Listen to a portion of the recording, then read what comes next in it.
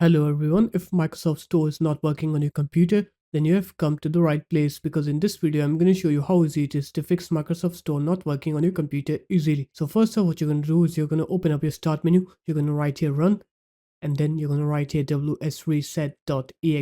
So when you write that, what it does is it will reset your Microsoft Store to its factory settings, and then it will reopen Microsoft Store on your computer once it's done resetting it. And as you can see, it has just fixed my Microsoft Store. If that fixed your issue, then you're good. But if it didn't, so the next method you can do is you can configure your date and time correctly. So if your date and time is configured incorrectly, then it can cause problems for your computer when it connects to the internet. So what you can do is you can open up the start menu, right here date and time.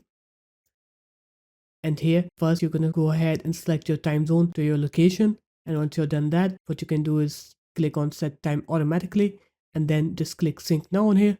And when you click sync now, it will sync your time to your location. And it's done syncing our time to our location. Now when you open up Microsoft Store, you'll see that it should work correctly. So there it is guys, that's how easy it was. If you guys found this video helpful, make sure to leave a like, comment and subscribe to the channel, and I'll see you in my next video. Peace.